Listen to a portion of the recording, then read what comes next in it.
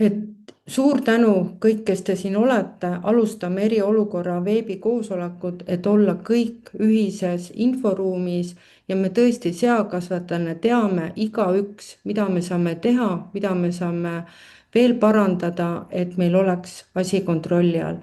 Palun, Olev, alusta. Aitäh, Anu, ja aitäh kõigile, kes kohale tulnud on veebis. Ma ühe korrektuuri teeksin, Anu, kohe, et kindlasti me ei räägi praegu, kui siis olla terminist korrektselt, ei saa rääkida eriolukorrast praegu, mis peaks olema eriolukorra seadusele välja kuulutatud, on erakorraline olukord, väga tõsine olukord ja täit tähelepanu nõudev olukord, seda ta on kindlasti. Aga kuna ma arvan, et tekib ka pärast mingi diskussioon või on küsimusi, siis ma väga pikka sissejuhatust ei teeks, et annaks siis võimalikult lühidalt, aga siiski sisulisel ülevaate, et kus me praegu oleme ja mis toimumas on. Ehk siis milline on olukord Euroopas, kuidas meil läheb ja mida siis on tehtud, et olukorda kontrolli all hoida. No üldiselt on ikkagi pilt, kui nüüd vaatate seda kaarti, need punased täpid on metssigade leiud Euroopas, siis käesoleval aastal, siis on näha, et kipub ta koonduma siin Poola, Balti maadele. Ja metssigadel on juba kokku ikkagi üle 10 000 leiu, kõige rohkem tõesti Poolas, üle 4000, Saksamaal üle 1500. Ja järgnevad siis Läti, Leedu, Ungari juba siin 900-800 leiuga. Ja kui nüüd rääkida kodusigade puhangutest, siis neid on olnud aasta algusest Euroopas üle 500 ja pea 400 000 loomaga. Kõige rohkem Rumeenias, järgneb Serbia, Moldova. Ja mis nüüd metsas veel oluline on, et noh, mida ka meie siin oleme täheldanud, et sakk metsas liigub üha uutele aladele. On välja toodud kaardil või on ära mainitud Euroopa tasandil eelkõige Saksamaad ja Poolat, et liigub aladele, kus seda varem olnud ei ole. Siin kaardil on näha viimase 28 päeva leiud Euroopas. Hallid on varasemad ja kui nüüd jällegi näha, vaadata sinna Baltimaade poole peale, siis et siniseid täppe, mis on siis metssigade leiud, neid on seal ikkagi rohkem kui mujal Euroopas, et ehk see laine on meieni jõudnud ja mis altpoolt liikuma hakkas ja liikumas ta endiselt on. Ka siin SAK-i piirangualad, mis Euroopas on siis kehtestatud vastavalt leidudele, kas metssigadel või ka kodusigade puhangud on siin kaardil, ehk siis punased on alad, mis on seotud kodusigade puhanguga ja roosad siis, kus on tuvastatud metssigadel viirust. Et meie kaardil on küll ainult 4 punast laiku, aga lisanduvad ka veel õige pea järgmised 4. Ehk need on need tsoonid, mis kehtestatakse lisaks veel meie poolt kaitse- ja järelevalvetsooni piirangutele ja mis jäävad kehtima ka mõnevõrra kauemaks kui meie piirangud. No tuleme lähipiirkonda, et nagu ka eelnevatel kaartidel näha oli, et neid leide metssigadel jätkub ja on ka kodusigade puhanguid, enda puhangutest räägime kohe lähemalt, aga näiteks Lätis on ka käesoleval aastal olnud kokku 4 SAK-i puhangut. 3 neist suhteliselt väikesed, aga üks siis Lääne-Lätis juba pea 5000 seaga farmis. Leedus ka 4 puhangut, aga kõik on jäänud sinna 10 sea piirimaile, et natuke üle 10 ühes ettevõttes. Ja Poola siit otseselt ei paista, aga Poolas on olnud siis 11 kollet ja kokku on sealt olnud siis 14 000 siga, nagu me jõuame enda arvudeni, et kaheksas farmis on kaasatud või hõlmatud sigade arv tunduvalt suurem. et mis on siis alates 2014. aastast toimunud, kui taud meile maale jõudis, siis on ju seos leidudega, viiruspositiivsete leidudega, eelkõige metsas, on täiesti olemas, ehk siis aastatel 2015 kuni 2017, kui nüüd indikaatoriks lugeda surnuna leitud metssead, siis see proportsioon on olnud ligikaudu 80 ja rohkem. Ja kui meil olid puhangud ka 2023. aastal, siis ka jõudis see 71%-ni. Ja praegu on ta jõudnud ka üle 75% juba, et viiruskoormus metsas on tõsine ja, ja, ja, ja seal see allikas tegelikult on. Et viirus positiivsete metsade üldarv, kui vaadata alt vasakut tabelit, on ka alates 2020. aastast olnud püsivalt tõusuteel. Ehk siis eraldiseisvana veel on meile toodud, et juunis oli see 9%, 0,9%, vabandust. Aga juba juulis 1,36%, nii et kokku on positiivseid metssigu Eestis leitud käesoleval aastal üle 94 juba. Jah, me nüüd oleme muutnud oma strateegiat, nagu te kõik juba teate, et me enam ei uuri antikehadele, vaid uurime viirusele ehk siis viiruse kinnitusele. Ja juba alates 2023. aasta lõpus, nüüd on need alad olnud muidugi erinevad, kus seda viirust siis läbivalt on otsitud.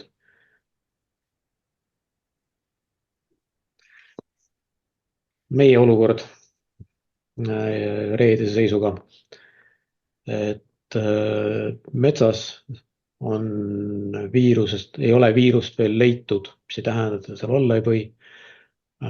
Virumaal, Harjumaal, Läänemaal ja Lääne-Pärnumaal ja ka saartel. Ja uuteks piirkondadeks, mis meil varasemalt, me oleme kord juba rääkinud, et varasemate aastatega võrreldes on taud metsas levinud siis Jõgevamaale, Järvamaale, Raplamaale ja Tartumaale, kus siis eelmised viirusleiud jäävad siin aastasse 2022 ja varasem isegi. Ja siin kaardil on näha siis need intensiivse seirealad, kus siis lähtuvalt viiruse leiust me uurime kõik kütitud metssead, lisaks veel muidugi hukkunud sead ja hukkunud surnud sead ja hukkunud sead ja kõik kütitud sead, rääkimata siis nendest, mis lähevad toidualasse, ja ülejäänud aladel on siis need metssead, mis lähevad toiduks ehk lihakäitlemisettevõtetesse, pluss siis hukkunud sead. Jõuame siis käesoleva aasta puhangute juurde, et nii vastuvõetamatu kui see enda jaoks on, aga on tegelikkus, et me oleme jõudnud siis 8 puhanguni. Esimene juhtum kinnitati juuni lõpus. See oli siis Tempo seafarm, kus peeti üle 2700 sea, järgnes Kisla 18. juulil. Vahe oli küllaltki pikk ja tundus, et või lootus oli, et sinna ta jääbki, aga prognoos ka meie teadlastelt oli, et olukord muutub tõsisemaks, ja nii ka läks, et 18. juuli Kisla 6000 seaga, siis vahel oli üks väiksem farm 24. juulil Porkna, kus peeti 9 siga, juba edasi siis Petlemma 25. juulil 4000 koduseaga, 29. juuli Nurme 4005-ga, 100 seaga, ja siis eelmisel nädalal kolm juhtumit Ilmatsalu 2000 siga, Kuula 6700 siga ja Tässi 250 koduseaga. Siit tuleb see ka peale. Nii tule.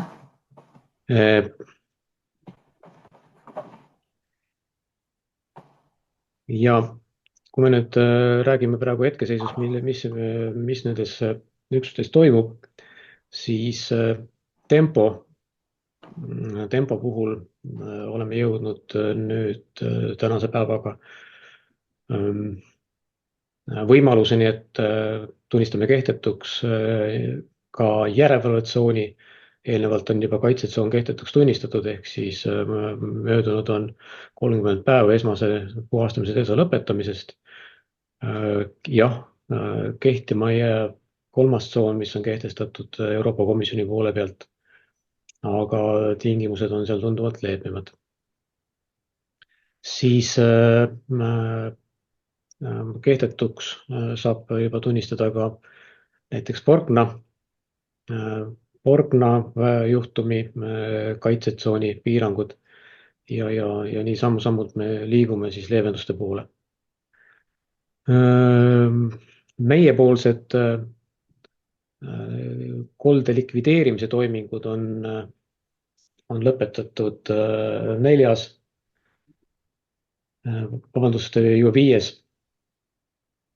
5 farmis ehk siis Tempo, Nurme, Petlemma, Tässi, Borgna. Hetkel toimub hukkamine ja sigade kehade Väike-Maarjasse vedu Ilmatsalus. Ja niipea kui on võimalik, siis liigutakse tagasi Kuulasse, kus juba ka varasemalt küll hukkamist alustati, aga tulenevalt siis tõsisemast olukorrast nii Borgnas kui Ilmatsalus olime sunnitud tööde järjekorda muutma, ehk siis hukkumised nii Ilmatsalus kui Tässis olid, hukkumiste arv oli suur. Vabandust, ma korraks segan vahele, et Nurme farmis ei ole mingit hukkamist veel toimunud. Jah, Nurmes ei ole toimunud ja veel Nurme on selles mõttes ootel, et Nurme on jäänud ootele, kuna sellist plahvatuslikku taudi või viiruse levikut ei ole seal praegu hetkel märgata olnud. Seal ei ole lausa mitte ühtegi surnud siga rohkem olnud. Jah. Aga jah, okei. Mis veel on tehtud siin vahepeal, et me oleme, võtame selle järgmise slaidi ennem, et kui me nüüd võtame siis kokku, et mis siis toimunud on, et kodusigadel, veel kord tulles tagasi siia, et sisuliselt on ikkagi niimoodi, et me oleme käesoleval aastal pidanud kokkuvõttes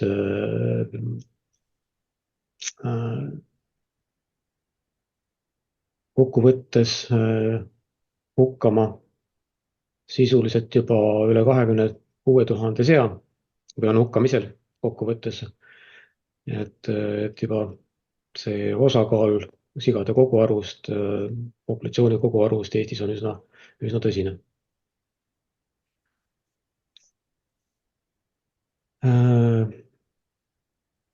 Ja kui nüüd võtta nüüd aastate lõikes, siis oleme jõudnud 38 taudikoldeni alates 2015. aastast. Kuigi hukkamiste arv või toolete arv 2025. aastal on tunduvalt väiksem kui 2015. aastal, siis arvuliselt on loomi hõlvatud juhtumitega rohkem. Et siit on ära näha ka, mida on tulnud teha siis aastate lõikes või millega on tulnud tegeleda. Võib-olla ka nüüd viimase aja ettevõtmistest või meetmetest, mida on tulnud rakendada, siis kõik te olete kindlasti juba kuulnud sellist termist nagu viibimiskeeld. Jah, me oleme olnud tegelikult sunnitud sellise meetme rakendamaks sellist meedet, et oleks meil võimalik siis oma järelevalvetoimingut koha peal teha, hoida ära. Tegelikult see ilmõimus. Hoidmaks ära siis suure majandusliku kahju tekkimist ja vähendamaks riske, et loomataud võiks veel edasi levida. nendest kohtadest, kus siis taudi tõrjetoimingud tehakse, aga ka nendes kohtades, kus peetakse loomi, kus toimuvad tegevused, mis on olulised selleks, et tagada seapidamise jätkusuutlikkus Eestis. Ehk see on kokku lepitud teatud aluskriteeriumites, millest lähtume. Ehk need on kokkuvõtvalt 4. Nagu mainisin, et esmalt siis Eestis jagakasutuse taastootmisvõime oleks tagatud. Räägime siis näiteks kuldijaamadest, räägime nendest seakasvatuse ettevõtetest, kus on siis emised, kus toimub taastootmine ja näiteks ka võõrdepõrsaste sigalad suuremad. Kindlasti on üks kriteerium ka sigala või seakasvatuse ettevõtte suurus, et siis ennetavalt läbi viibimiskeelu hoida ära võimalik taudistumine, et meil ei tekiks olukorda, kus meie enda võimekus, meie enda sooritusvõime ei suuda tagada kiiret olukorral reageerimist ja lahendamist. Jah, üks asi on veel ka osakaal riigi seakasvatusest, ehk siis kuskilt maalt jookseb siis piir nende ettevõtete puhul, kus kohas viibimiskeeldu kehtestatakse, kas me räägime siis nendest sigalatest, mis on siis alates 1000 loomast, alates 5000 või sealt ülespoole. Ja muidugi üks kriteerium või üks oluline asi on, et me peame ka säilitama meie partnerite toimivuse või toimevõime. No, me räägime siin näiteks Vireenist, et ka tema tegevus ei oleks mingilgi määral häiritud. Et need on need põhjused, miks viibimiskeeld on kaalutluse tulnud ja nüüd hetkel on ta siis kehtestatud ka Execo puhul. Aga muud teemad on siit varem juba läbi käinud, et ma nendel hetkel ei peatuks, et kindlasti on huvi epidemioloogiliste uurimiste hetke tulemuste või lühikokkuvõtte osas, mida Arvo saab pakkuda nendes seakasvatusettevõtetes, kus juba käidud on kinnitatud epidemioloogilisi uuringuid, aga on ka neid, milles on alles eelmisel nädalal viibitud ja neid hinnanguid, millele või neid tähelepanekud, mida siit tuleks silmas pidada nendel ettevõtetel, kes ei ole veel ja jumal tänatud, et ei ole selle viirusega kokku puutunud, et kuidas olla paremini kaitstud, millele tähelepanu pöörata, aga hetkel minu poolt kõik.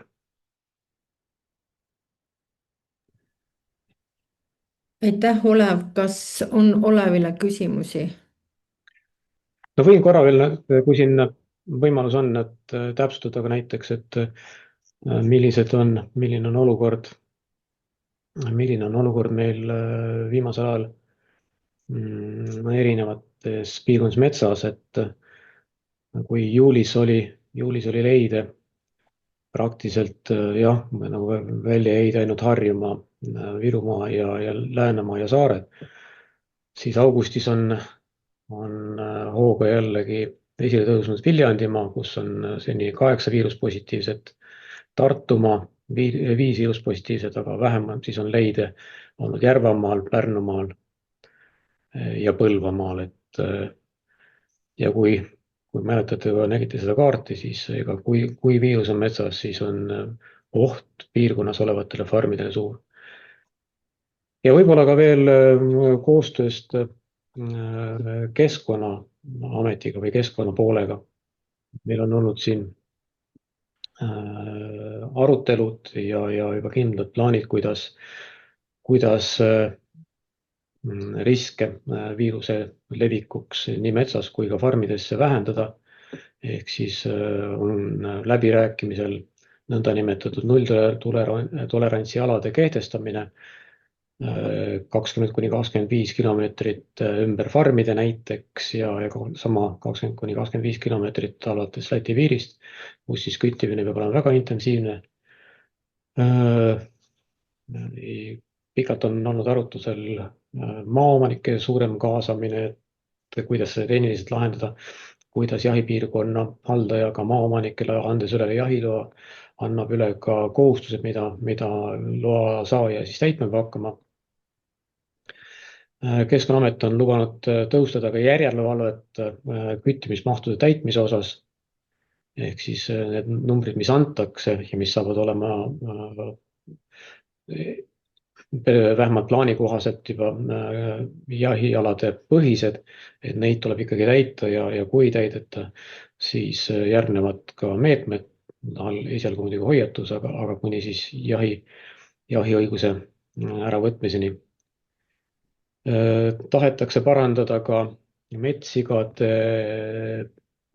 seiret, ehk siis, et olla võimalikult täpne küttimismahtude määratlemisel, et me siin räägime nulltolerantsist, me ei saa ka nulltolerantsist ju rääkida, kui me ei tea, kui palju seal tegelikult sigu on, ehk siis milline peaks olema näiteks küttimismaht ühes või teises piirkonnas.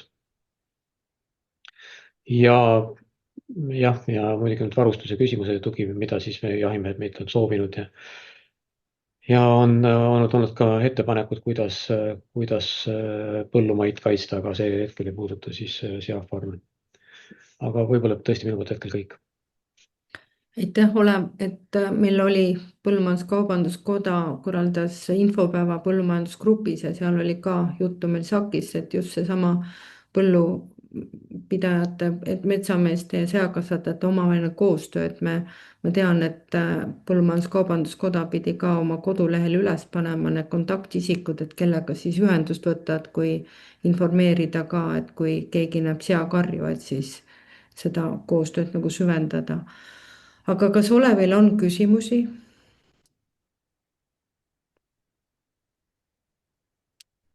Tundub, et ei ole.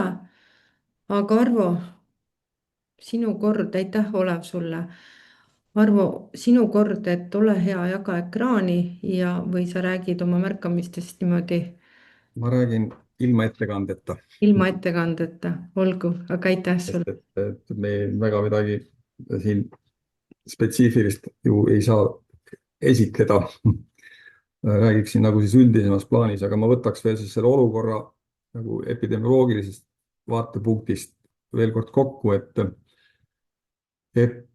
kui nüüd vaatame seda nakatumist karja tasandil, siis hetkel on meil siis juba 7%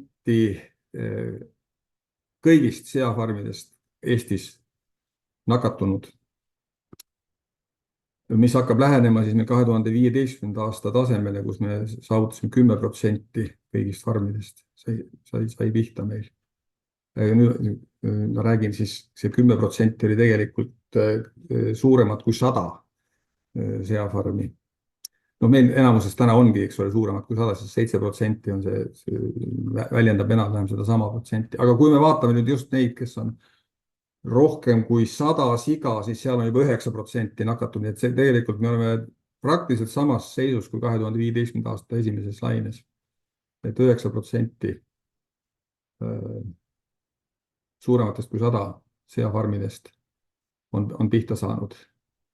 Ja see paneb muidugi väga meid mõtlema selles mõttes, et 2015. aastal see bioturvalisuse tase, mis meil sigalates oli, oli suhteliselt nigev, võime öelda, ja täna me oleme nagu saanud seda, see on nagu tõusnud meil, vähemasti siis ta tõusis selle esimese laine ajal märkimisväärselt, ka meie uuring näitas seda, et see oli märkimisväärne areng, mis seal toimus, aga vaatamata sellele me oleme täna kuidagi kaitsetud. Ja kui me nüüd vaatame veel nüüd seda eksponeeritud ala, neid maakondi, kus SAK üldse on metssigade hulgas levinud, siis kui ma vaatan suurte farmide nakatumist, siis see on 25–30%. See umbes näitab nii, et nii kui see SAK sinna jõuab sellesse maakonda, siis suured farmid, veerand kuni kolmandik suurtest farmidest langeb meil. See pilt on selles mõttes äärmiselt muret tekitav, et kuidas ta siis meil praegu, me ei suuda teda kuidagi ohjeldada. Nüüd puhangufarmidest rääkides, siis mis siis torkab silma? No ma jällegi tuleksin võib-olla tagasi kõigepealt seda, et me peaksime ilmselt praeguses olukorras arvestama, et me ei suuda suht kindlalt hoida meie territooriumeid saastamast. Farmide territooriumid, nad on küll tarastatud meil enamasti, kuigi me kohe etteruttavalt võib öelda, et me näeme ka selliseid vigu, et tarad ei pea, eks ole, et meil on seal katkised tarad, meil on läbilaskvad tarad, nii et ka tarade, nende sama puhangufarmide hulgas on neid, kes on siis või ka siis praktiliselt tarastamata farme.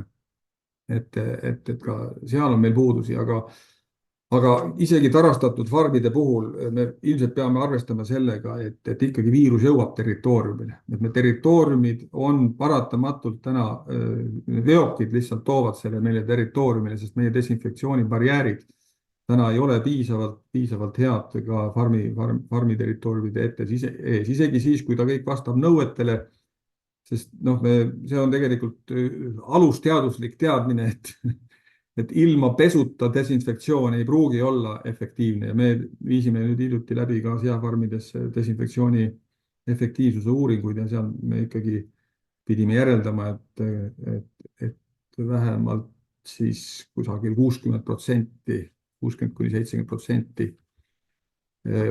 veokitest ei vasta, desinfektsioon ei ole piisavalt efektiivne olnud. Seda me muidugi mõõtsime bakteriaalse nakkuse alusel, aga seda ilmselt kehtib ka siis viiruste suhtes, seda me võime julgelt väita. Et me peame ikkagi arvestama täna, et hea küll, me desinfitseerime väravas, aga see ei ole piisavalt efektiivne, et vältida nakkuse jõudmist farmi territooriumile. Siit tulebki see, et nüüd sise- ja välistsooni lahus hoidmine on äärmiselt oluline ja siin me näeme tõesti puudujääke ka nendes farmides, kus praegu puhangut on. Alustades sellest ikkagi, et riietusruumis ei ole puhas ja must tsoon täielikult lahutatud. Oma riided, tööriided, nad on samas tsoonis, isegi kui nad on eraldi kappides, siis seal on ikkagi see väike risk ja väike risk. Tegelikult me teame mõningatest uuringutest, mis on tehtud näiteks PRS viirusega, kuivõrd efektiivselt tegelikult niimoodi võib farmi sisse pääseda sellistes tingimustes. Et kui nüüd see inimene tuleb ja ta kannab midagi oma riietel, eks ole, siis see ülekanne seal selles riietusruumis, see risk jääb sinna püsima, vaatamata sellele, et ta läks duši alla, eks ole, ja ka ta võtab sealt samast ruumist need riided ja läheb sisse sigalasse. Sama on see sisse-välja liikumine. Seal me oleme näinud ka, et ikkagi, et seal on puudusi, et noh, kui ma nüüd mõtlen jah, et seal on mingisugune desomatikene, et ma astun sealt korraks välja, isegi korraks astun välja, eks ole, ja siis tulen kohe sisse ja seal see desomatt on seal ka, aga noh, on olnud ilmne, et seal ilmselt ei ole, et seda ei ole ka väga palju kasutatud. Mis veel on, nagu paistab silma, et ja see mitte ainult selle laine ajal, vaid ka võttes nüüd ka meenutades, mis eelmise laine ajal me nägime, oli ikkagi see, et seesama üllatuslikult on seesama korjuste teisaldamine väljapoole territooriumi. See tundub, et aeg-ajalt see kujuneb hoopiski riskiteguriks. Ühest küljest siis see, et see konteiner liigub sisse-välja, farmist sisse-välja. Ta liigub farmi territooriumilt välja ja pärast liigub tagasi farmi sisse. Farmi sisetsooni sisse see konteiner, eks ole. See on see asi. Nüüd, kuidas see konteiner jõuab sinna välja sellelt territooriumilt? See on problemaatiline. Seda sageli tuleb ette sellist asja, et see konteiner viiakse välja mingisuguse traktoriga, tõstukiga, mis käib hoopis tuleb väljast, eks ole, on pärit kusagilt põllumajandusettevõttest. Jällegi selle traktori desinfitseerimine territooriumil, see on äärmiselt problemaatiline, enne territooriumil sisenemist. Ja paljas desinfitseerimine jälle ei pruugi aidata, kui see on ikkagi tugevalt saastunud seal orgaanikaga. Et see tundub olevat riskitegur ja jah, Siis nüüd rääkides nüüd korjuste teiseldamist, muidugi siin väga palju levib juttu sellest, et vireen on kõiges süüdi. Olgu siis ka öeldud, et enamus neid farme, kes täna on pihta saanud, enamikku neist on teenindanud hummuli. Ma ei taha öelda, et hummuli selles süüdi on, sest me ei leia mingit seost sellega, eks ole. Aga et lõpetagem siis võib-olla see süüdistamine ära, et vireen tassib seda laiali.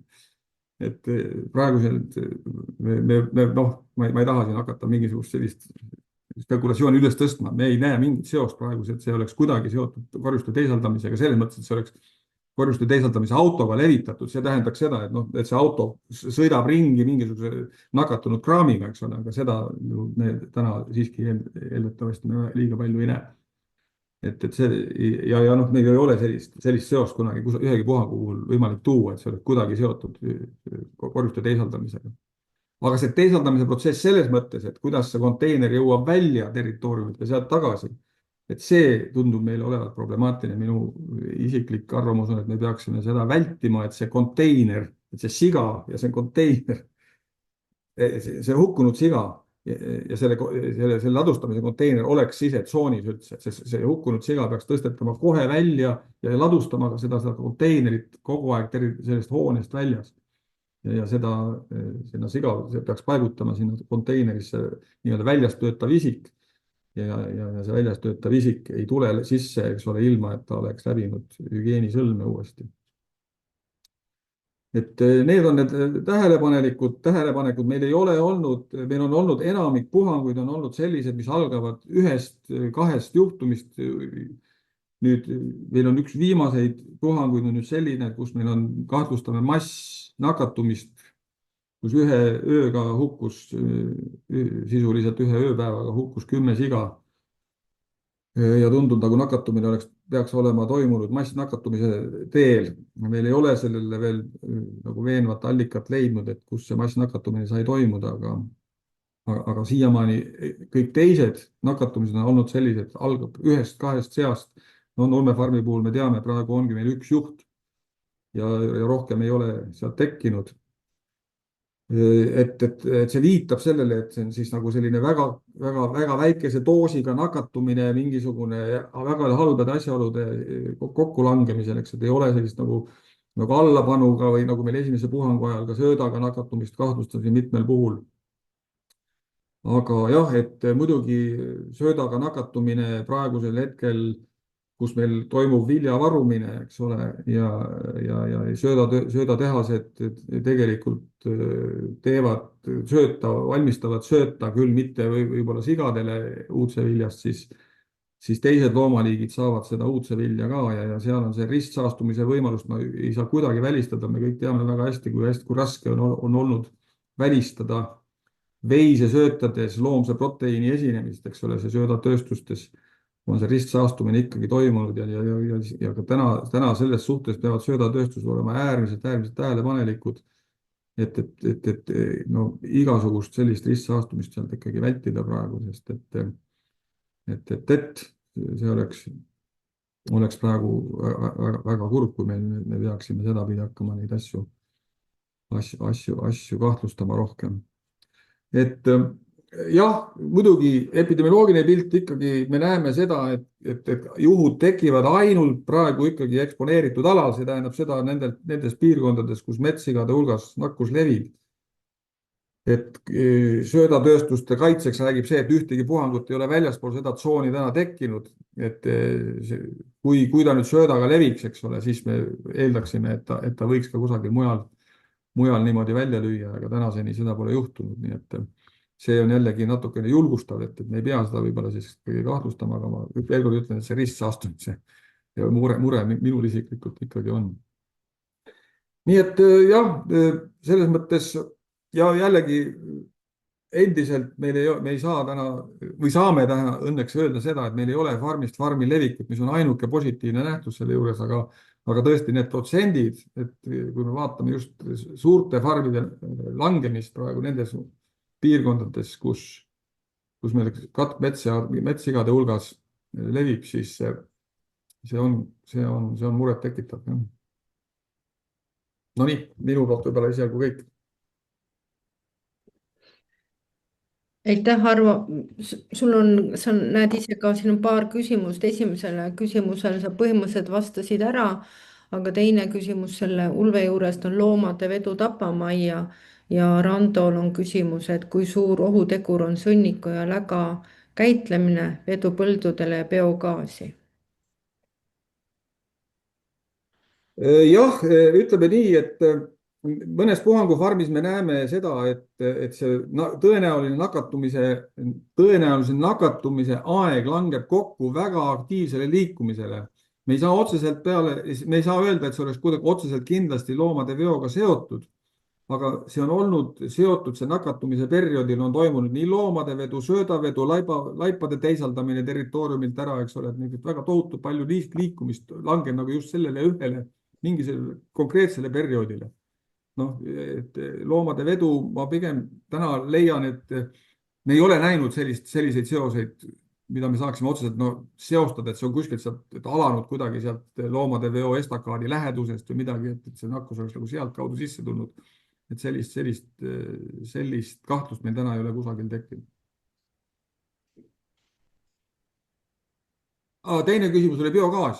Ja lägavedu on kindlasti problemaatiline, et lägavedu, meil on ka siin näiteid selle kohta vähemasti ühe puhangufarmil, kus tõenäoline nakatumise perioodi langes ka lägavedu ja selle sama lägaveo kuidas siis ütleme, liikumisteele, see ristus ka muude liikumisteedega, mis olid seotud farmi teenindamisega, farmi töödega, ja see langes jah, sellesse perioodi, nii et need lägaveokid on enamasti vägagi saastunud, eks ole, nad on raskete ratastega ja sealt see saast võib küllaltki kergesti, isegi kui me desinfitseerime seal pritsiga, eks ole, või kuidagi ka vannis, et siis see võib ikkagi see saast kanduda territooriumile, et lägavedu peaks, võib-olla täna me peaksime seda nagu, võib-olla me oleme öelnud, et kõik peaks olema nagu kõik farmi tegevus peaks olema ühtlaselt piiritletud alal toimuma, aga see lägavedu võiks olla üks, mis on sellest muust farmi tegevusest lahutatud, et kui see vähegi võimalik on, et eraldi teed rajada, mis ei ristu muude teenindava transporditeedega, et siis see oleks muidugi praeguse nägemuse juures ideaalne. Aitäh. Minul on, Arvo, sul küsimus selline, et kuna ma tean, et siin on ka meil ministeeriumi inimesi ja me oleme saanud võimaluse ka uute meetmete tegemisel, et kuidas sa sõnastad seda, et mis sina näed, et millised meetmeid on meil vaja investeerida, millised meetmed on olulised, et me need kindlasti farmides ära teeme? No võib-olla mina ei ole see kõige õigem inimene seda ütlema, eks ole, ma ei ole ökonomist ega ka seakasvatuse spetsialist, aga lihtsalt ma näen, et võib-olla tõesti see bioturvalisuse meetmete või bioturvalisuse toetamiseks mingisugune meede, eks, et saaks need aiad ikkagi jälle korras hoitud ja saaks need võib-olla seal mingisugused lisateed rajatud, ligipääsud farmile, lahutada ära need liikumised, need suurema riskiga liikumised sellest farmi territooriumilt välja viia, võib-olla seal oleks vaja mingisugust juppteed ehitada, eks ole, sinna lägamahuti juurde või midagi sellist. Et ma näen ja desinfitseerimisvahendid, võib-olla me peaksime ikkagi, et desovannide efektiivsus on, meie uuring ka näitas seda, et see on seinast seina, kui desovann on hästi hooldatud, siis desovann rataste desinfitseerimiseks töötab väga hästi, aga samas, eks ole, luuki ta ei desinfitseeri ja vahel siis ka seda petsi ei kasutata, et desinfitseerimiseks. Ja muidugi, mis meie uuringust veel selgus, oli ikkagi see, et need ooteaegadest kinnipidamine on ka probleem, et see ka varieerub, et on farme, kus sellest ooteajast peetakse väga hästi kinni ja teisalt seda ei tehta, eks ole, et meil on neid puudujääke välja tuua ja ütleme siis bioturvalisuse riistvara parandamine, eks ole, igasugused desinfitseerimisjaamad võib-olla tõesti ikkagi meil oleks vaja hakata autosid eelnevalt pesema, kui nad territooriumile sisenevad, enne kui neid desinfitseeritakse, et vähemasti need, kes on väga selgelt saastunud, orgaanikaga saastunud, neid saaks ka siis survepesuritega ära pestud. Et vot sellised investeeringud võib-olla oleksid meile vajalikud, et noh, seda ma nagu näen, aga muus osas jah, peaksid seakasvatajad võib-olla sõna võtma sellega. Olev on tõstnud käe. Olev, palun. Sul on mikrofon. Ja tegelikult Arvo rääkis selle asja ära, et mida me oleme ka erinevatel aruteludel, mis on toimunud toetusmeetmete osas, olen välja toonud, et mida saab toetada, mida mõistlik toetada, on need füüsilised kaitsemeetmed, on ta siis tarastamine, on ta siis desovõimekuse loomine või arendamine, et need on olulised, et muud korralduslikud küsimused. Et sinna annab ka muidugi panustada, et siin on võib-olla siis selgitavad materjalid, muud asjad sinna juurde. On nad siin näiteks, lähme metsa praegu, et on kuidas bioturvalisus metsas peaks välja nägema. Et need asjad on kindlasti sinna juurde, aga eelkõige jah, siis need füüsilised kaitsemeetmed, et nende toetamine on läbi käinud ja on suunatud ka tegelikult nende taotluste puhul ju sinna. Aitäh, Olev. Ketlin on küsinud ka kärbeste kohta. Jah, kärbeste risk on täiesti arvestatav risk, sellega tuleb arvestada tõesti, et nii laudakärbes ja ka ilmselt meie uuring näitab, et ka parmud, noh, tegelikult seda on, seapidajad teavad, et parmud käivad seal, aga nüüd me teame ka, mis liigid seal käivad. Et need samad liigid, mis meil on sigalates, et need on ka metsas, eks ole, liikumas, nii et selline parmude ja sääskedega kärbestega, just eelkõige laudakärbsega ülekanne, aga me ei saa välistada, et seal on võib-olla mõni verdipäev kärbes, kes sellega hakkama saab. Et nad mängivad oma rolli, aga jällegi, et me ei tohi ära unustada teisi bioturvalisusmeetodeid, et kui me tõesti teised kõik on paigas, eks ole, siis siis me tõesti ei suuda seda väljas hoida, et siis on nagu põhjust sinna kahtlust suunata, aga kui meil on ikkagi muudes osades on loksumisi, siis seda esmajärjekorras ma pigem ei kahtlustaks. Kas kellelgi on veel küsimusi? Et praegu on hea küsimus, et ühtegi valet küsimust ei ole, et hästi esitatud küsimust on tegelikult ka juba pool vastust, et julgelt küsige. Mati Tuvi, ma küsiksin, et ennem oli juttu siin, et ametkonnad omavahel aktiivselt suhtlevad ja on kehtestatud need liikumispiirangud, aga noh, kas ikkagi on midagi nagu sellist väga konkreetset, et mida nüüd siis näiteks koos jahimeestega on juba kokku lepitud ja et mingid tegevused, et mis nagu juba toimuvad, et kas selles mõttes, et täna on ikkagi niivõrd kriitiline seis, et ma kujutan ette, et midagi võiks juba teha, et veel nüüd kuidagi piirata seda edasist võimalikku nakatumist. Et kas on midagi väga konkreetset, mida juba tehakse peale selle liikumispiirangu?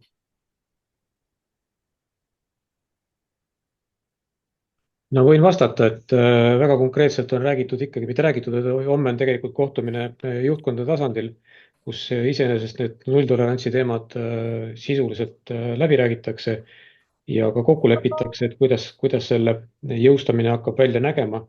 Ja mis on kõige olulisem, on tegelikult kehtestatud, isegi kui need normid on nad siis olemasolevate võimaluste piires määratud arvukuse põhised, aga nii kui nad on kehtestatud, neid norme tuleb ka täita. Et see on kõige olulisem tegelikult, mida tuleb silmas pidada. Need on asjad, millele tähelepanu pööratakse, et ehk siis arvukuse reguleerimine on tõsiselt laual. Pluss veel muidugi muud korralduslikud asjad, mis siin veel on, et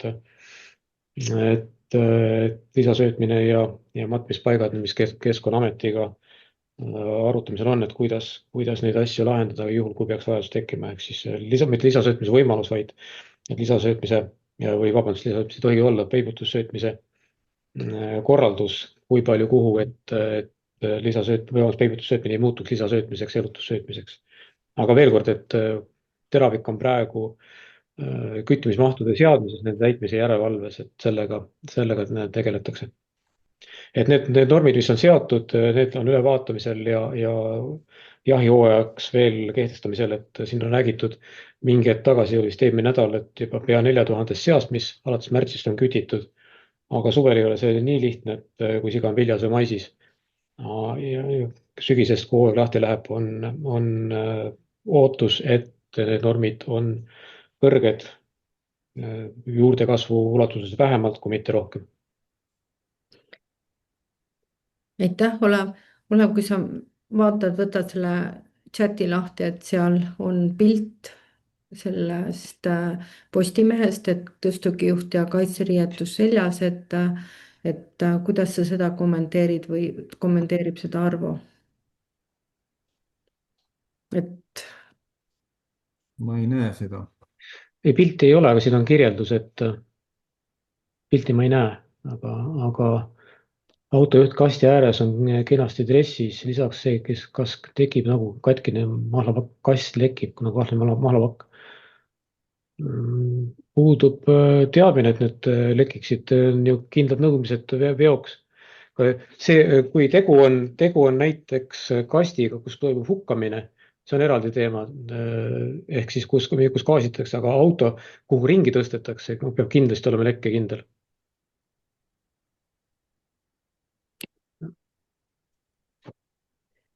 siis Kalevil on küsimus, et kellega saaksime teha koostööd, et saame kasutada soojuskaameraga varustatud droone, et farmide lähedal leida üles metssead. kas meil on kasutada anda need droonid, et jahimehed on väga huvitatud tegelikult sellest koostööst. piirkonna jahipiirkondade haldajad, need on esmased kontaktid kindlasti. et Tanel, kuidas see tema perekonnanimi oli, Türna, Türna. Tanel Türnaga oleme sellel teemal ka väga mitmeid kordi rääkinud. enne meie tänast koosolekut oli ka Keskkonnaameti ja jahinduse ja koosolek on jahindusnõukogud, et kui kellelgi on termodroonid, et võib-olla siis on kõige mõistlikum saata see info mulle, ma jagaks Taneliga seda. ja selle teemaga on tegelenud ka Eesti Põllumajandus-Kaubanduskoda, et me seome siis metsamehed, põllumehed ja seakasvatajad, nagu öeldakse, üheks koostööks. et omapoolselt on meil ekspertgrupp teinud hulganisti on teinud ettepanekuid jahipidamise lihtsustamiseks, on ta siis öösihiku kasutamise asendid, mis kõik juurde käivad, et väidetavalt on olnud sellest kasu. Siis Triin on küsinud, et kas küttimismahtude tõstmist kõrgemal oli 18 000, et ma ise ka kuulen, et me räägime kogu aeg nagu miinimumist, aga tegelikult mulle tundub, et see miinimum nagu ei toimi. Ja teiseks on ka mingil koosolekul oli juttu sellest, et me seda algarvu, palju seda metsas päris sigu on, tegelikult me isegi ei tea. et Olev, kas sa oled nüüd selle kohta rohkem infot saanud? no üks punkt, mida me ka arutasime, mida ma ka mainisin, tegelikult üritatakse kasutada veel lisavahendeid, lisavõimalusi arvukuse määramisel, et küttimismaht oleks kohane. jah, õigesti mainisid, me räägime ikkagi miinimumist ja kindel sõnum on ka jahipiirkondade haldajatele, jahindusnõukogudele olnud, et me räägime miinimumist, küttida tuleb alati rohkem kui. ja miinimumi allaviimine on ka olnud kõneks, aga praegu oleme jäänud selle 3 juurde 1000 hektari jahimaa kohta, aga nagu ka kuulsite, et kehtestamisel või soovitamisel on küttimismahtude määramisel või küttimise käskkirja alusena, mida Keskkonnaamet koostab, nulltolerants teatud piirkondades, mida tuleb hakata täitma siis jahimeestel. Esimesel võimalusel, kui käskkiri kehtestatakse, jään võlgu, millal see peaks toimuma Keskkonnaameti peadirektori poole pealt, aga loodetavasti kuulen seda homme, kui meil on juhtkondadega kokkusaamine, ehk siis meie juhtkond ja Keskkonnaameti juhtkond. Siis on küsimus on ka putukavõrgule, kui suured võivad need avad olla, et Arvo, millist putukavõrku sa näed, et toimib? ma ei oska millimeetreid muidugi täpselt öelda, aga ta peaks kinni pidama siis see stomoksuse vähemalt, eks ole, see, mis tähendab ka siis toakärbse mõõtu, et ta ei pea olema kõige peenema silmaga. et praeguse teadmise kohaselt on just see stomoksus see põhiline tõendatud ülekandevõimeline putukas, aga me eelduslikult arvame, et see võib ka parm olla ja parm on juba suurem.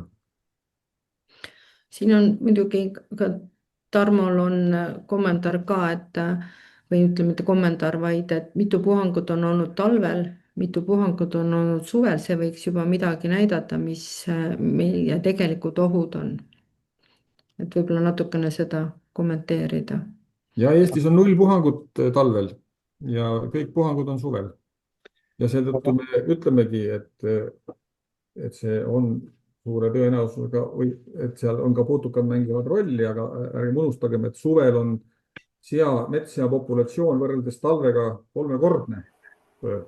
Sündinud põrsad on kõik saanud suureks ja need metssead liiguvad 3 korda aktiivsemalt ringi ka kui talvel. Seda näitavad meie enda kaamera uuringud, et see on liikumisaktiivsus suvel on ikkagi määratult suurem võrreldes talvise liikumisega. Huvitav kombel metssead püsivad paigal, ei liigu nii palju.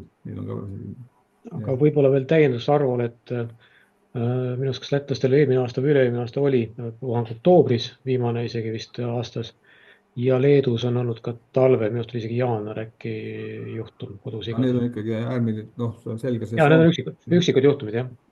Et selles mõttes, et ei ole, kui nüüd öelda, et vaba perioodi ei ole, aga selline hooaeg on ikkagi mai lõpp kuni septembri keskpaika lõpuni. Me läheme ikka Vireeni juurde praegu tagasi, et kas keegi Vireeni laibaveomasinaid kasti lekkekindlust pisteliselt ka kontrollib, kas on ka PTA poolt kontrolliti ja kui tihti kontrollite neid autosid, mis Vireeni veavad? Kogu aeg, kui toimub hukkamine taudipunktis, on meie ametnikud kohale ja nemad peavad selle silma peal hoidma. Jutt on vist regulaarset vedu tegevatest Vireeni autodest. Okei. Ma kujutan ette, et see küsimus puudutab neid regulaarseid vedusid tegevate Vireeni autodest. Need on spetsiaalsed veokid. Või ei ole, kas ma eksin? Okei, mitte nüüd. Jah, et selles mõttes nagu kindlasti me teame, milliste veokitega nad veavad ja kuidas see korraldatud on, et nüüd kas me oleme mõnel veokil järel sõitnud ja kohe kindlasti ka ja seda ka fikseerinud selle olukorra, sellel ma jään praegu vastuse võlgu, et ma päriselt ei oska seda nüüd väita. Aga me kindlasti oleme teadlikud, milliste masinatega nad veavad. Korraks kommenteerin ka seda pilti, mida praegu vist teie ikkagi ei näe, kuigi inimesed ikkagi sellest chatist näevad, et kabiinis olev tõstuk on kõikvõimalik kaitsevahenditega kasti ääres olev autojuht ilma ühegi kaitsevahenditeta, et seal on nagu ka ikkagi küsimused. Mina nüüd vaatasin ka sellele pildile peale ja minu meelest seisab seal Tarmo Terav, kes kannab punast värvi kaitseriietust kogu aeg, kui ta taudikolletes on. Et ma muidugi ei näe nii täpselt, aga mul vaatan hall pea ja punane ja tal on punane kaitsekostüüm, ühekordne. Võin teile kinnitada. Nii. Ja kord veel, et kui on sama pilt, et ma olen seda näinud, et võin kinnitada seda, mida Arvo ütles. Või on sama pilt. Millega tihendatakse selle kasti veoauto tagaluuk? Tehniline küsimus, jään vastuse võlgu, aga ta peab olema lekkekindel igal juhul. Siis on küsimus metsafirmadega koostööd, kas nende masinad nakkus edasikandmisel, et seda metsatöömasinate infot me oleme jaganud erinevatel ka kohtumistel Keskkonnaameti ja metsameestega, et lootuses, et see info on jõudnud tõesti iga metsamehe, kes masinatega metsas käivad. Siis Meelise kriitilise aega arvestades teeme juba jooksvaid ohutust parandavaid investeeringuid. Kas uus taotlusvoor võiks arvesse võtta eelnevalt tehtud asjakohaseid investeeringuid, näiteks alates juulist 2025, kuna taud algas 2.30.06 ja eelmise taotlusvoor lõppes juuli alguses. Et ma arvan, et ministeeriumi inimestest on siin ka mõned inimesed, seda me oleme juba ka tegelikult rääkinud, et see tänane investeering, mis meil on eraldatud, et oleks tagasiulatavalt. Aga ma proovin seda kinnitust ministeeriumi poole pealt saada ja kõigile siis kirjutada, et kõik tõesti kenasti teeksid vajalikke investeeringuid juba täna ja praegu. Nii, see Vireni auto ja Tarmo Terav on chatis saanud mitmeid kordi esiletõstmist.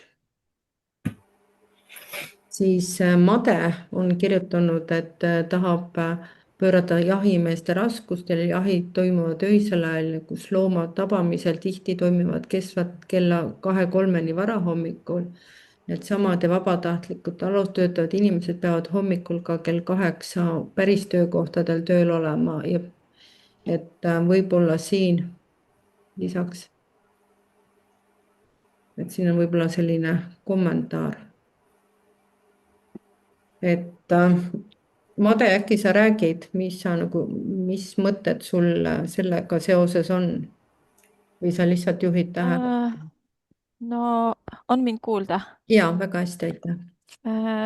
Jah, ega siin selles sõnumis on kõik öeldud sellega, et see on selline tähelepanek praktilisest elust kohalike jahimeestega suheldes ja nähes, kuidas neid jahte siin meie piirkonnas läbi viiakse, et ütleme siit enne nagu kostus Olev Kalda jutust ka läbi see, et kui siis nende jahtidega toime ei tulda piisavalt efektiivsel moel, võidakse kaaluda ka nende jahimaade käest äravõtmist, et kindlasti see on selle jahiseltsi kohustus selle populatsiooni, ütleme siis, vähendamisega seal toime tulla, aga praktiliselt poolt ma näen, et need inimesed, need mehed, kes seal jahis osalevad, esiteks neid ei ole väga palju, paljud nendest käivad tööl ja ei saa ka lubada endale seda, et nad on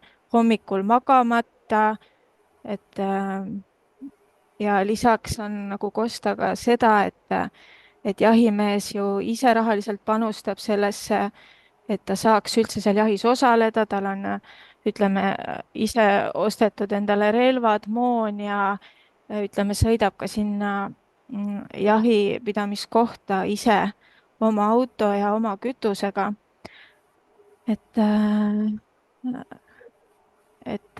ma näen, et tegelikult seal on selline inimlik raskus, mis takistab seda, et nad suudaksid seda populatsiooni ohjata.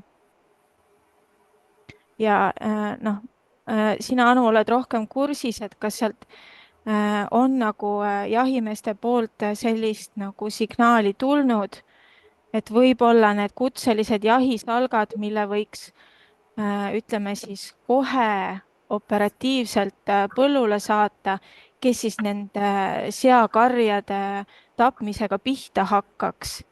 Et ma näen, et meil kohalikud seltsid lihtsalt takerduvad tööjõu puudumisse.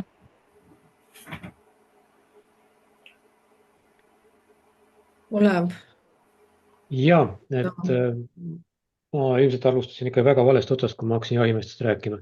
Tegelikult on jahimehed ikka teinud ikka kõva töö ära, et ma usun, et levik ja pilt oleks metsas hoopis teine, kui nad ei teeks seda, mida nad senini teinud on. Pigem on jutt jah selles, et on erinevaid piirkondi erineva, ütleme siis, tahtega olnud ja sellele on ka tähelepanu pööratud. Et kindlasti ei minda, nii palju ma olen Keskkonnaametiga oleme rääkinud, kindlasti ei minda kohe kellelgi midagi ära võtma, enne kui ei kaaluta või ei saada aru, milles on põhjus, miks küttimismahtusid ei täideta. Ja mis puudutab jahipidamise toetamist, et et kindlasti oluline teema, seda on ju kordi läbi käinud ja selles osas on võimalik, et veel arenguruumi. Aga jah, et kindlasti on jahimehed meile tõsised koostööpartnerid ja need, kes mingilgi tasemel kindlust pakuvad seapidajatele. Mis puutub nüüd nende kutseliste küttide teemat, siis ma tean, et Arvo on kordi ja kordi teemat tõstnud, et oleks üks lahendus, mida on riigid ka kasutanud, aga no, see ei ole leidnud rakendamist meil. Aga küttimine juba muutub tegelikult, metsade küttimine muutub eraldiseisvaks tööks ja siin on kaalumisel olnud ka jahiseaduse muutmine, et näiteks metsja laskmist üldse mitte käsitleda kui jahipidamist, aga see on nüüd selline filosoofiline teema, millega me edasi kindlasti ei lähe praegu hetkel. Et Reelika kirjutab, et ja ei, kuule, iga vihje on hea vihje, ütleme halval ajal, eks ole, pigem jah.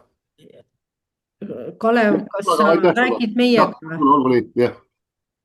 Kalev Martin, kas sa rääkisid praegu meiega? Ei, vabandan, ei, sorry. Okei. Et Reelika kirjutab, et oleks jahimeestele raha anda, et nad hoiaksid metsas metssigade arvu väga miinimumile, kui hakata farmides sigu, ütleme, hukkama. Aga võib-olla ma nüüd ei taha kuidagimoodi ministeeriumit tanki lükata, aga võib-olla toetusmeetmete osas äkki, sa küsid mitu küsimust, et äkki on Pillele või kes on, et annad sõna? Ja, hea meelega. Pille, kas sa oled kuuldel ja kas sa kommenteeriksid? Et me tõesti ei leppinud küll kokku, aga kuna tõesti ministeeriumi inimesed, sa oled siin, et lihtsalt jagada oma mõtteid.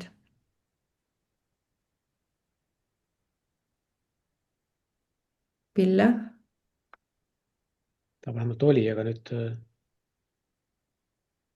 tegelikult ei näe teda. Merje, kas sa... Kas nüüd kuulete mind? Ja, nüüd kuuleme Pille, aitäh. Natuke selle Zoomiga nikerdan, et kuidas õiged nupud on.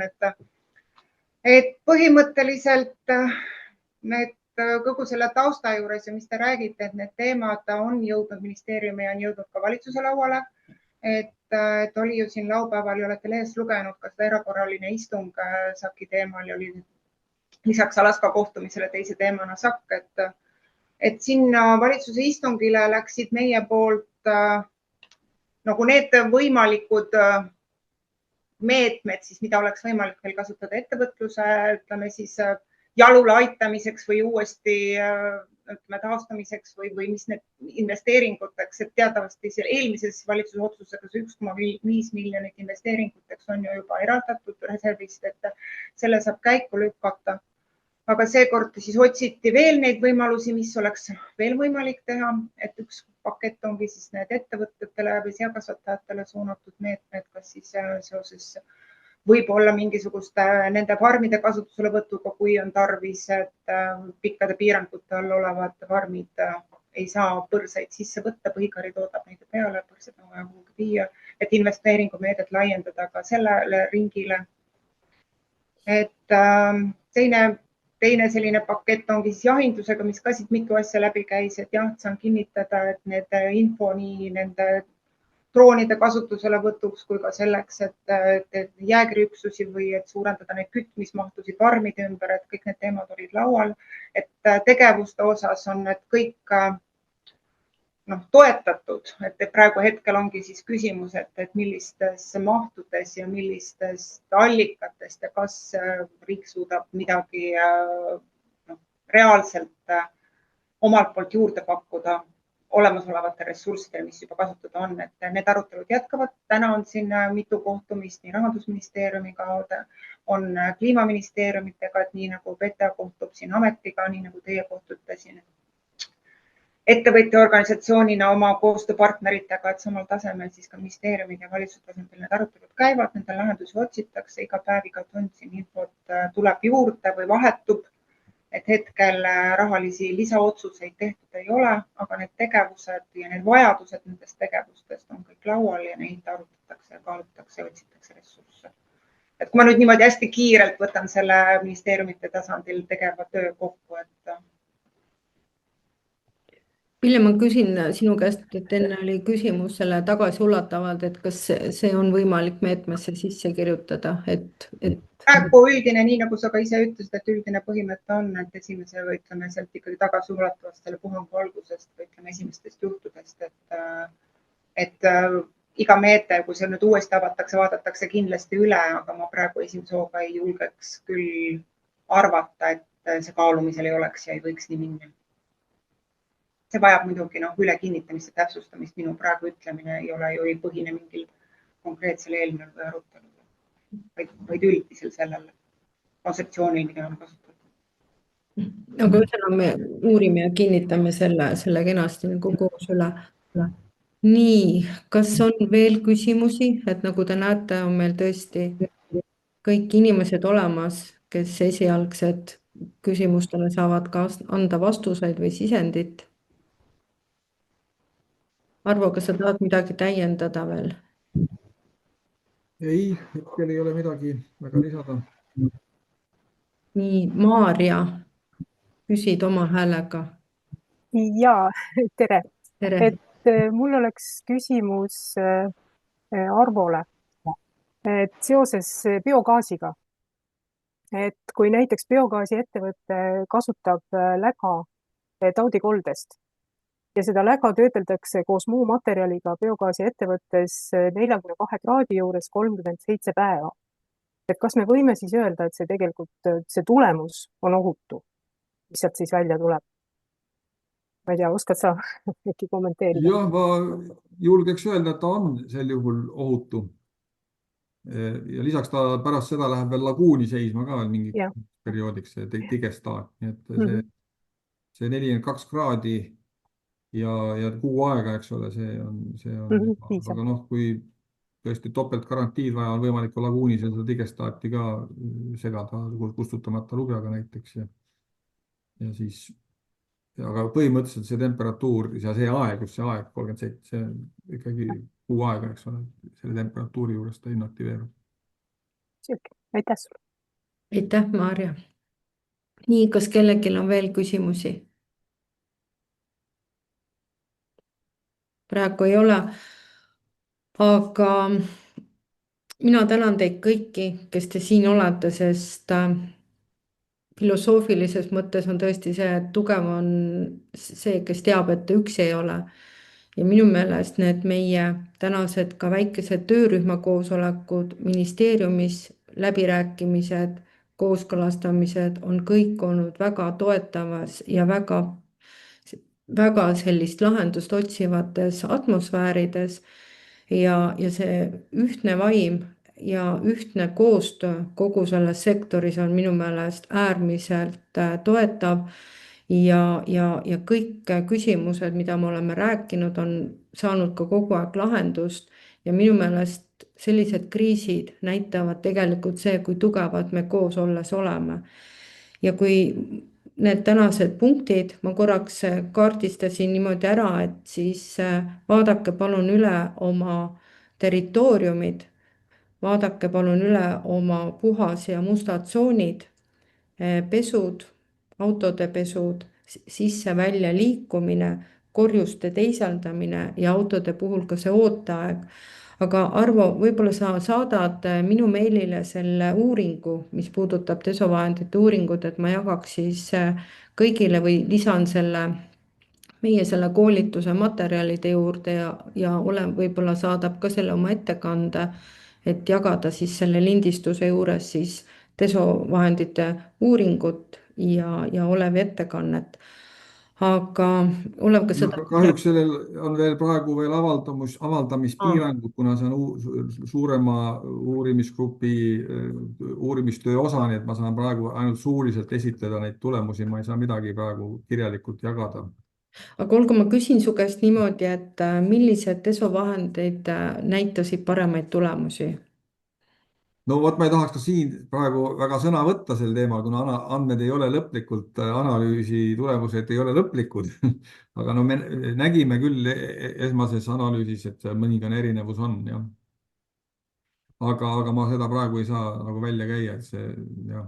kas seda saab ikka Otseselt olema veel, nimesid välja ei saa öelda. okei, aga kas toimeainet saaks välja käia? toimeainete puhul, jah, ma saan öelda, et toimeaine Eestis paraku on seotud toote nimetusega, nii et ma ei saa neid välja öelda, aga meil on teatud, meie esmased tulemused näitavad, et seal on mõningane erinevus, jah, efektiivsuses.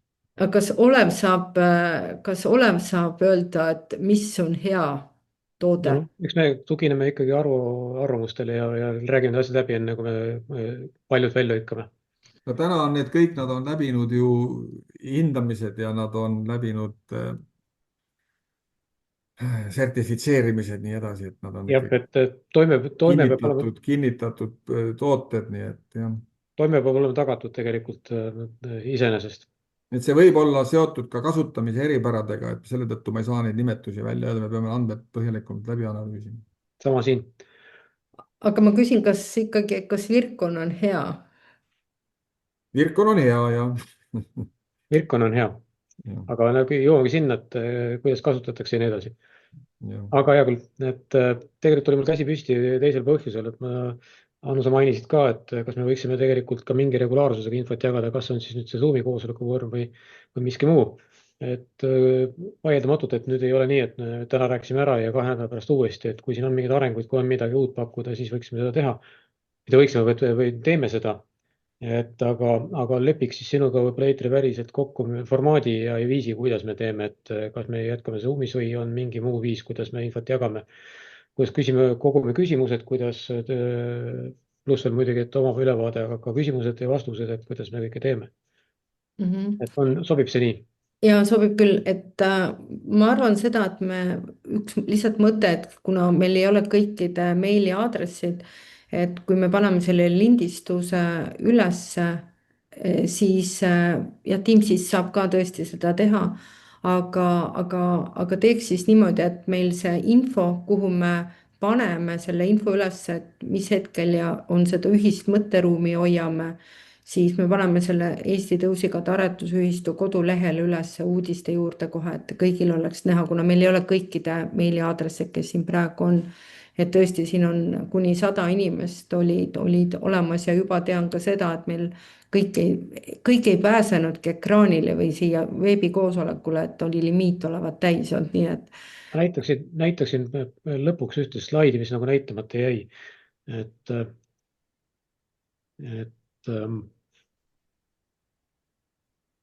iseenesest Arvo küll nimetas teatud kitsaskohad, mille tuleb tähelepanu pöörata, aga tegelikult oleme ju olnud aastaid edukad.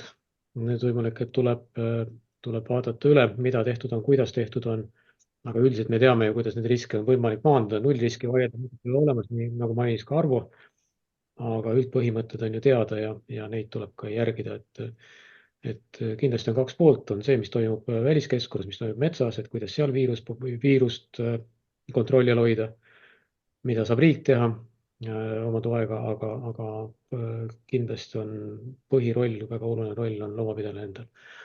Aga kõigile meile jõudu lõppsõnana. Ja suur tänu kõigile ja hoiame siis infot ja me püüame leida selle kanali, mis hoiab meid kõiki ühises inforuumis. Ja nagu te näete, siis koostöö on see, mis tagab edu. Aitäh teile kõigile. Aitäh korraldamast. Jõudu tööle. Aitäh. Aitäh.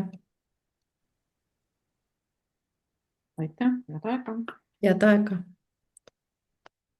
Aitäh, head aega. Head aega, Pille.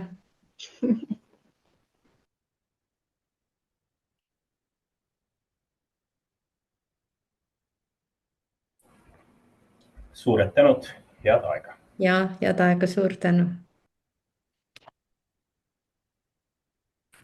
Aitäh, head aega. Aitäh, Reelika.